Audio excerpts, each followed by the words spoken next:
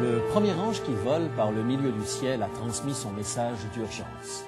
Le deuxième ange qui descend vers la terre avec un avertissement concernant l'humanité entière a lui aussi proclamé son message d'une voix forte. Et maintenant, le dernier messager apparaît. C'est le troisième ange. Et le message qu'il transmet de la part de Dieu alors que la planète Terre se précipite vers la fin des temps est le message le plus urgent et le plus bouleversant.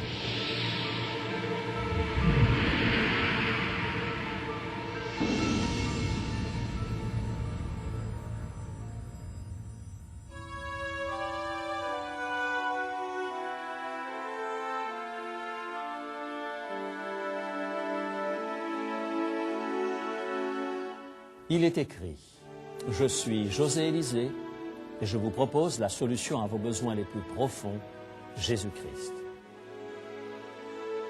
Notre message d'aujourd'hui, quand des bergers se transforment en bêtes. Lorsque le pasteur Freeman parlait, les 2000 membres de l'église de Faith Assembly, l'Assemblée de la foi, écoutaient très attentivement. Ils prenaient des notes et opinaient du bonnet pour marquer leur accord. Ces sermons duraient 1 heure, même parfois 2, mais la congrégation s'attachait à chacun de ces mots et accordait pleine autorité à ses messages. Le pasteur Freeman n'était pas n'importe qui. Il avait été professeur au séminaire Grace Theological en Indiana. Si dévoué, il était reconnu comme le génie de l'Assemblée de la foi. Jamais, pensait-on, il ne serait possible de le remplacer. Et pourtant, ce pasteur conduisit cette congrégation à une terrible tragédie.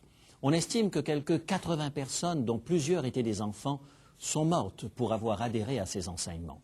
Le pasteur Freeman n'a pas conduit les gens vers la jungle pour un suicide collectif, il n'a pas armé ses fidèles dans une forteresse pour ensuite y mettre le feu. Non, il a simplement répété constamment que c'était un péché d'aller chez le médecin. Il enseignait que tous les remèdes sont mauvais et sataniques, et que toutes les maladies ou toutes les blessures pouvaient être guéries par une attitude de foi positive. Et les membres de la secte de l'Assemblée de la foi ont suivi cet enseignement à la lettre. Aucune visite chez le docteur, aucun soin prénatal. Ils refusaient les vaccins et arrachaient les ceintures de sécurité de leur voiture. Lorsque les gens mouraient, le diagnostic était manque de foi. Le nombre de victimes augmentait. Les femmes appartenant à l'Assemblée de la foi couraient 100 fois plus de risques de mourir en accouchant que les femmes de la population en général. Et le risque de mortalité chez les bébés était 3 fois plus élevé. Finalement, le pasteur Freeman et quelques-uns de ses membres influents furent poursuivis en justice pour homicide involontaire. Quand la nouvelle fit la une des journaux, les gens se demandèrent comment une telle chose avait pu se produire dans une église chrétienne. Comment des croyants, en apparence très sincères, avaient-ils pu suivre un tel homme? Cette question prendra de plus en plus d'importance à l'approche de la fin de l'histoire de cette terre. Comment pouvons-nous être certains de ceux en qui nous avons placé notre confiance? Comment pouvons-nous avoir l'assurance que nous nous accrochons à l'évangile éternel et non pas à une distorsion de cet évangile? La question « qui suivons-nous » est présentée de manière très vivante par le troisième ange du chapitre 14 de l'Apocalypse. Les 3 anges qui apparaissent ici donnent le dernier avertissement de Dieu, son dernier appel, alors que le monde entier se précipite vers le second avènement du Christ. Aujourd'hui, nous examinons soigneusement les dernières paroles de cette série de messages. Voici comment l'apôtre Jean décrit la scène dans le livre de l'Apocalypse, au chapitre 14, les versets 9 et 10. Ces versets sont parmi ceux qui nous engagent le plus dans toute la Bible. Apocalypse, chapitre 14 et les versets 9 et 10. Et un troisième ange les suivit en disant d'une voix forte, « Si quelqu'un adore la bête et son image, et reçoit une marque sur son front ou sur sa main, il boira lui aussi du vin de la fureur de Dieu. » Nous avons ici un avertissement concernant le danger de l'adoration de la bête. C'est une description vivante, presque choquante.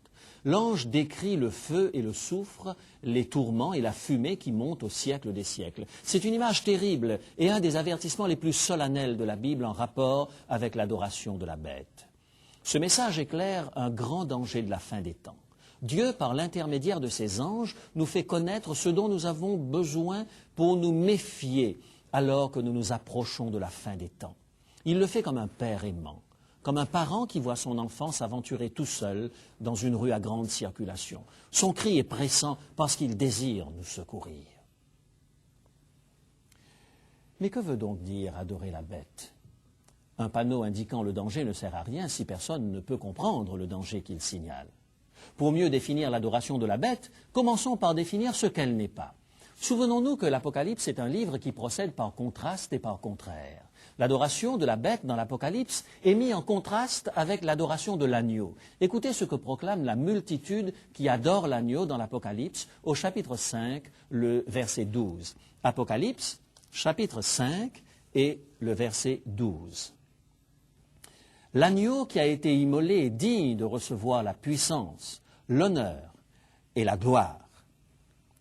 L'agneau dont il est question ici est Jésus-Christ. Le peuple fidèle de Dieu est représenté par ceux qui suivent l'agneau partout où il va. Apocalypse, chapitre 14, verset 4. Ils sont inconditionnellement loyaux à Christ et à son évangile éternel. En contraste avec cette adoration saine et sainte, vous avez une toute autre image dans Apocalypse, chapitre 13, les versets 3 à 5.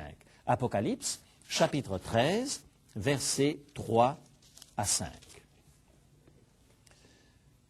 Et toute la terre était dans l'admiration derrière la bête.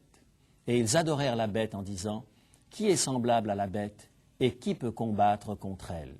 Et il lui fut donné une bouche qui proférait des paroles arrogantes et des blasphèmes, et il lui fut donné le pouvoir d'agir. Ce chapitre avertit du danger que courent tous les habitants de la terre en adorant la bête. Il précise qu'il s'agit de ceux qui n'ont pas leur nom inscrit dans le livre de vie de l'agneau au temps de la fin. En d'autres termes, il y a un choix à faire. Soit nous adorons l'agneau, soit nous adorons la bête. Ce sera l'un ou l'autre. Il n'est pas question ici de neutralité. C'est le point culminant de la grande bataille que se livrent depuis des milliers d'années Christ et Satan. Et chaque être humain devra se tenir d'un côté ou de l'autre. Mais pourquoi tant de personnes suivront-elles et adoreront-elles cette puissance diabolique appelée l'Antéchrist et la bête? La réponse se trouve dans le même passage. La bête profère des paroles arrogantes. Les gens sont émerveillés par ces paroles. Qui est semblable à la bête, disent-ils. La bête a une grande autorité et une grande puissance. Elle exerce une grande influence, une puissance qui semble être spirituelle. Un peu plus loin, au chapitre 13 du livre de l'Apocalypse, nous apprenons que la bête trompe le peuple en opérant de grands prodiges. Elle peut même faire descendre du feu du ciel sur la terre. La bête ne nous est pas présentée comme un personnage affreux et diabolique. En fait, ce passage décrit quelqu'un de charismatique. Faire descendre du feu du ciel n'est pas sans rappeler les langues de feu qui, à la Pentecôte, sont descendues sur les apôtres. Serait-ce alors une fausse manifestation du Saint-Esprit? Un dirigeant religieux ayant autorité charismatique et un dirigeant puissant? Un berger capable de citer des passages de la Bible et utiliser un langage chrétien? Un berger qui se transforme en bête? Pourquoi tant de gens suivront-ils et adoreront-ils ce personnage à la fin des temps? Parce que les hommes sont en quête de quelqu'un de puissant pour les diriger, quelqu'un qui parle avec puissance et autorité, l'homme qui proclame que toute la vérité lui a été révélée, attire toujours les foules. Si de plus il opère de grands prodiges, alors il est certain d'attirer les foules. Afin de pouvoir repérer les panneaux signalant le danger, il est important d'être précis et d'éviter les ambiguïtés. Aussi, laissez-moi vous donner quelques exemples de bergers se transformant en bêtes. En 1985, il y eut une épidémie de divorce au sein des membres de la Seattle's Community Chapel. En un an, quelques 2 douzaines de couples ont divorcé ou entamé une procédure de divorce. La raison en était simple. Les membres de cette église avaient commencé par établir ce qu'ils appelaient des contacts spirituels. Des hommes et des femmes, la plupart du temps sans qu'ils soient des couples mariés, étaient censés expérimenter un niveau plus profond de l'amour chrétien les uns avec les autres.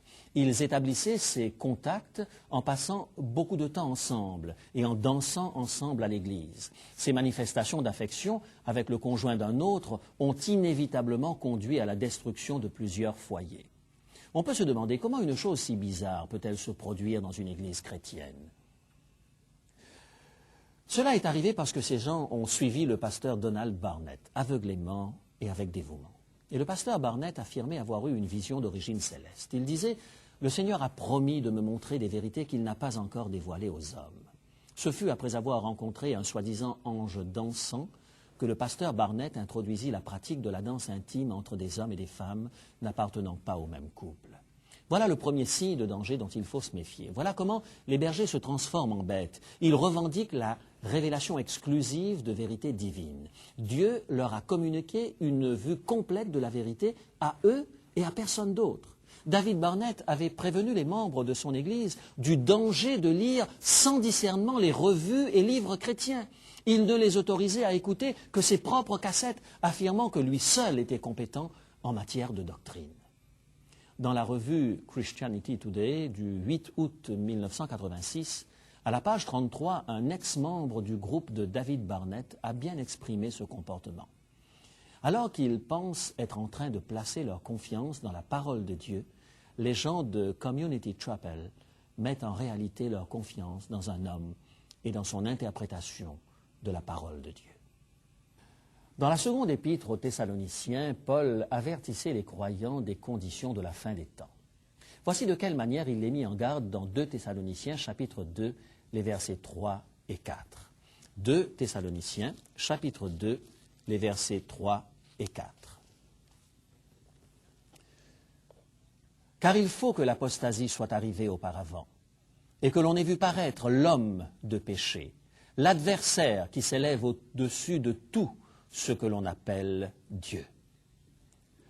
Pourquoi les gens s'éloignent-ils de la vérité? Parce qu'ils suivent un individu qui se place au-dessus de Dieu. Quelquefois, cet individu peut parler merveilleusement de Dieu, mais en fait, il s'attribue l'autorité finale. C'est son interprétation de la vérité qui compte. Méfiez-vous des dirigeants religieux charismatiques qui proclament être les seuls à connaître la vérité et à entendre Dieu leur parler. L'appel de ce berger risque fort de se transformer bientôt en rugissement de bête. Le deuxième signe de danger est étroitement lié au premier. David Koresh en est un bon exemple. Il a réussi à persuader les membres de la branche davidienne que, puisqu'il avait un lien tout spécial avec le roi David, il pouvait avoir des relations intimes avec plusieurs femmes de l'Église. Il les a aussi persuadés qu'il fallait faire provision de fusils d'assaut et de grenades pour se préparer pour la fin des temps. Le résultat fut l'incendie catastrophique de Waco. Les bergers qui se transforment en bêtes établissent toujours leurs propres règles de fonctionnement. Suivre les enseignements de base de la Bible ne leur suffit pas. Ils doivent promouvoir et faire observer leur propre version révisée de la vérité. Le pasteur Donald Barnett ne pouvait pas se contenter d'encourager des manifestations de fraternité chrétienne. Il a considéré comme indispensable de prescrire des séances de danse privées et intimes pour ceux qui désiraient une relation spirituelle plus élevée.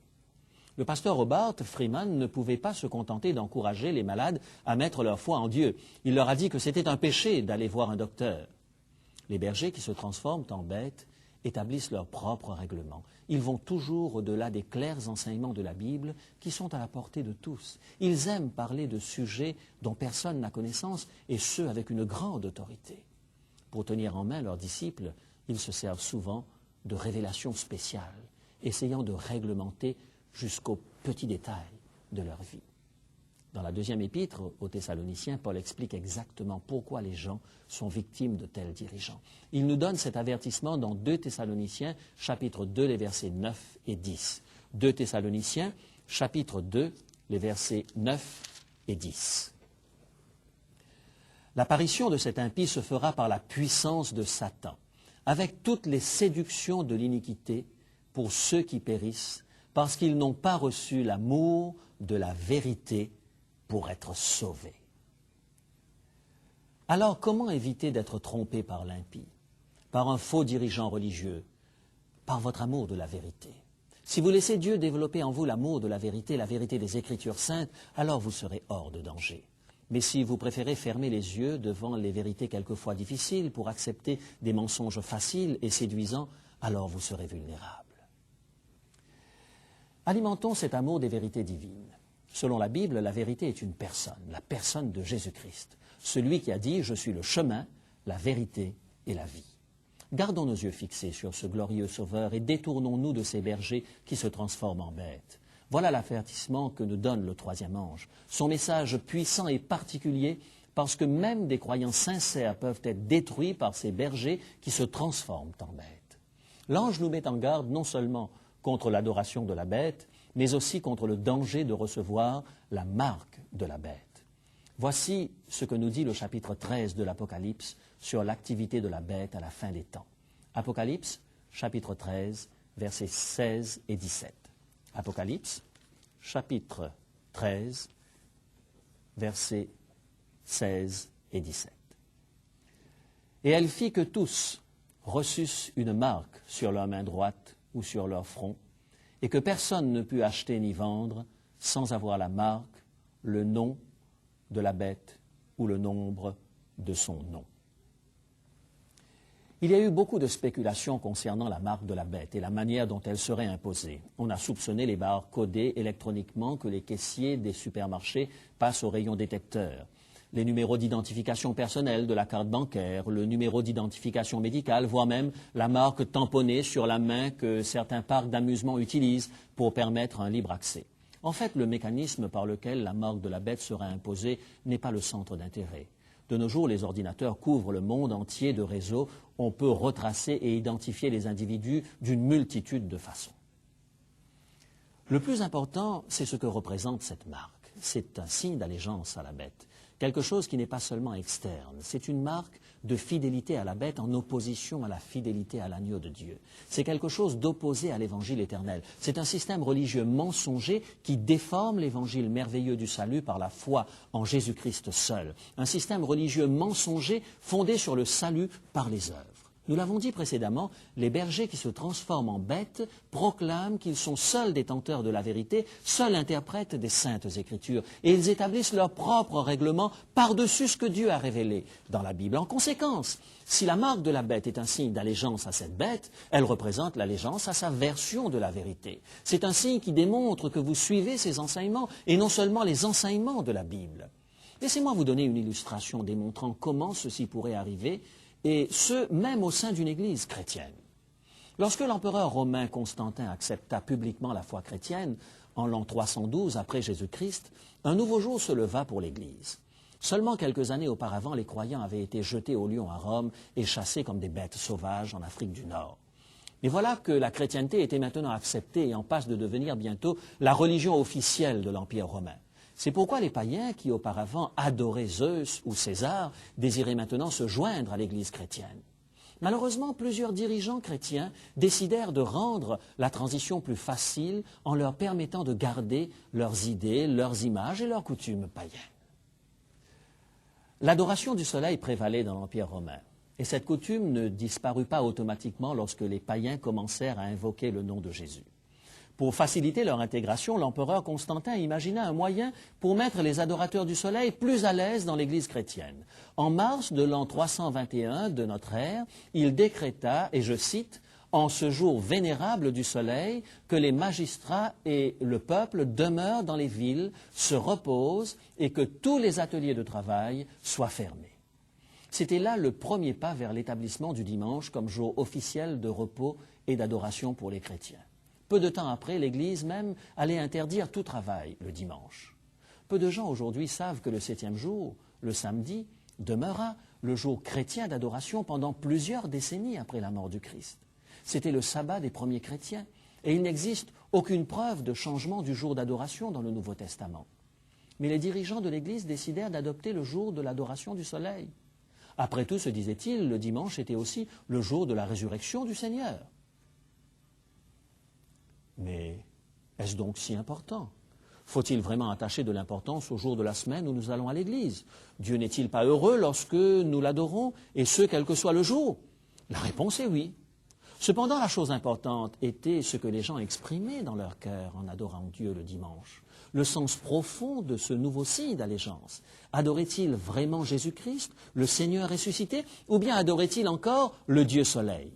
En étudiant l'histoire de l'Église, il est évident qu'un nombre important de ses membres adorait toujours quelqu'un ou quelque chose d'autre que Jésus. Au milieu du 5e siècle, le pape Léon Ier réprimanda des fidèles à la basilique Saint-Pierre parce qu'ils se tournaient et se prosternaient constamment vers le soleil avant d'entrer dans la basilique. Ce mélange de coutumes païennes et d'enseignements chrétiens affaiblit considérablement l'Église, et l'adoration du dimanche joua une grande part dans cette tragédie. Ce changement arbitraire du jour d'adoration donna naissance à un autre problème. le problème de l'autorité de l'Église. L'Église chrétienne grandissait en pouvoir et en autorité alors que le monde entrait dans la période du Moyen Âge. Elle devint progressivement l'interprète officielle des Saintes Écritures. Et l'histoire nous rapporte qu'elle en vint même à persécuter ceux qui remettaient en question son autorité. Les dirigeants de l'Église avaient une façon très intéressante de défendre le droit de changer la vérité divine. Ils prenaient l'exemple de l'observation du dimanche et disaient « Ce changement fut fait de notre propre autorité. Il n'y a aucune base biblique à ce changement. » Voyez-vous maintenant le danger de créer ses propres règlements, ses propres critères? Cela peut déboucher sur une question d'allégeance. Qui suivons-nous vraiment? Qui est le Seigneur de notre vie? Écoutez la réprimande de Paul dans son épître aux Romains. C'est au chapitre 6 et le verset 16. Romains, chapitre 6 et le verset 16.